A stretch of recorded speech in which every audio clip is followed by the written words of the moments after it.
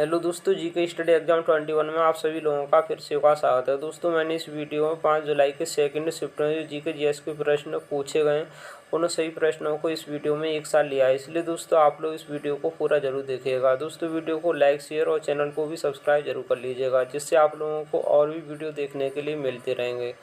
इस वीडियो का पहला प्रश्न है दोस्तों, भारतीय संविधान को संविधान सभा ने कब अंगीकृत किया? दोस्तों, इस प्रश्न का आंसर है 26 नवंबर 1949 ईस्वी में। दोस्तों, भारतीय संविधान को संविधान सभा ने 26 नवंबर 1949 ईस्वी को अंगीकृत किया था। 26 नवंबर 1949 को भारतीय संविधान को संगठन सभा द्वारा अंगीकृत किया गया था। भारत का संविधान 26 जनवरी 1950 को लागू हुआ था। प्रेम बिहारी नारायण रायजादा ने भारतीय संविधान को हाथ से लिखा था। दोस्तों, संविधान सभा की पहली आधिकारिक बैठक को 9 दिसंबर 1946 ईस्वी को आयोजित किया गया था। सच्चिदानंद सिन्हा को इसकी पहली बैठक के दौरान अस्थायी अध्यक्ष के रूप में नियुक्त किया गया था। डॉक्टर राजेंद्र प्रसाद को 11 दिसंबर 1946 ईस्वी को संविधान सभा ने स्थायी अध्यक्ष के रूप में चुना। संविधान सभा ने 22 जुलाई 1947 ईस्वी को राष्ट्रीय ध्वज को अपनाया था।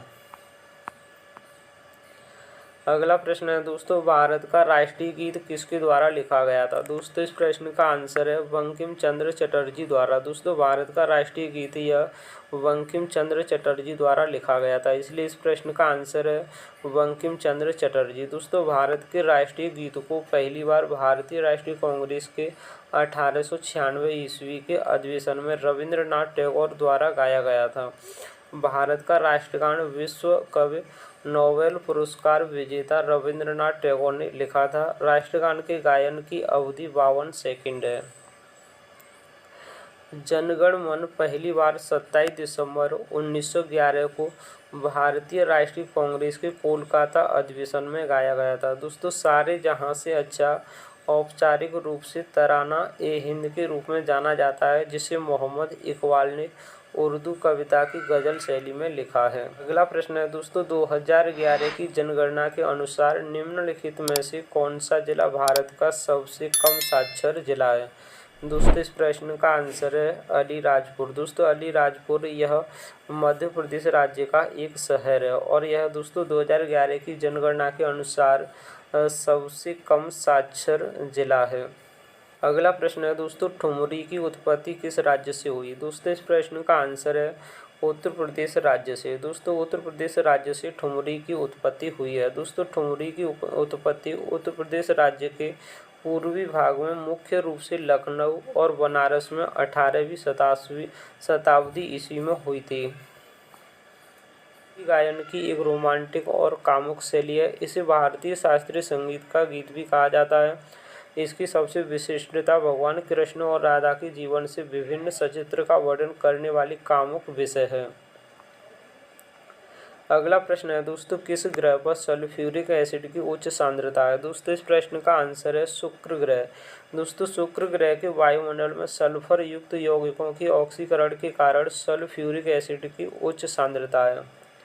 यह ग्रह पृथ्वी के सबसे नज़दीक है और सबसे चमकीला ग्रह है। दोस्तों, शुक्र को सांझ का तारा और भोर का तारा के नाम से भी जाना जाता है।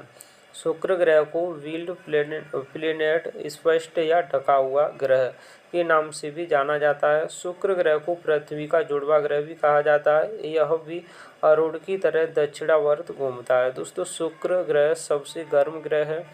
बुध, शुक्र, पृथ्वी और मंगल ग्रह को स्थलीय ग्रह भी कहा जाता है।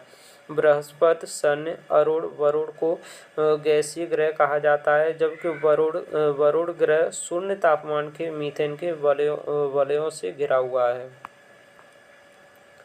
अगला प्रश्न है दोस्तों, निम्नलिखित में से कौन सा देश 2026 एशियाई खेलों की मेजबानी करेगा? दोस्तों, इस प्रश्न का आंसर है जापान। दोस्तों, जापान यह 2026 के एशियाई खेलों की मेजबानी करेगा, इसलिए दोस्तों इस प्रश्न का आंसर है जापान। दोस्तों, जापान 2026 एशियाई खेलों की मेजबानी करेगा। खेलों का आयोजन जापान के आईची प्रांत और नागोया शहर में किया जाएगा। जापान इससे पहले 2 बार 1958 टोक्यो और 1994 में हिरोशिमा में एशियाई खेलों की मेजबानी कर चुका है। एशियाई खेल 2018 इंडोनेशिया में आयोजित किए गए थे। 2022 का संस्करण चीन देश में आयोजित किया गया था। एशियाई खेलों को एशियाड के नाम से भी जाना जाता है, जो हर 4 साल में आयोजित किए जाते हैं। अगला प्रश्न है दोस्तों, पैरा ओलंपिक 2020 स्वर्ण पदक विजेता कृष्णा नागर किस खेल से संबंधित है? दोस्तों इस प्रश्न का आंसर है पैरा बैडमिंटन से। दोस्तों पैरा बैडमिंटन से यह कृष्णा नागर संबंधित है, इसलिए दोस्तों इस प्रश्न का आंसर है पैरा बैडमिंटन। अगला प्रश्न है दोस्तों, गुलाम वंश के किस सम्राट ने जिल-ए-इलाही की उपाधि प्राप्त की थी? दोस्तों इस प्रश्न का आंसर है गयासुद्दीन बलबन। दोस्तों गयासुद्दीन बलबन दिल्ली सल्तनत गुलाम वंश का सम्राट था। बलबन ने 1265 से लेकर 1287 ईस्वी तक शासन किया।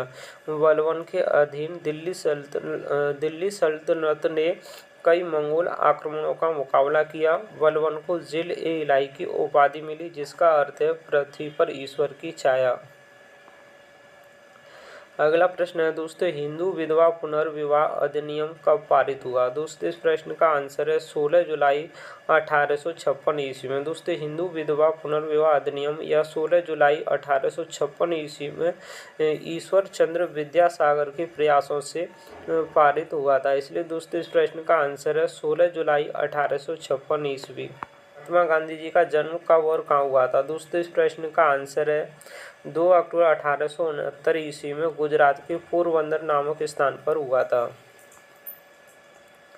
अगला प्रश्न है 2010 के राष्ट्रमंडल खेलों में 55 किलोग्राम भार में किस महिला ने कुश्ती में स्वर्ण पदक जीता था? दोस्तों इस प्रश्न का आंसर है गीता फोगाट ने। अगला प्रश्न है दोस्तों, नागरिक उड्डयन मंत्री कौन है? दोस्तों इस प्रश्न का आंसर है ज्योतिरादित्य सिंधिया।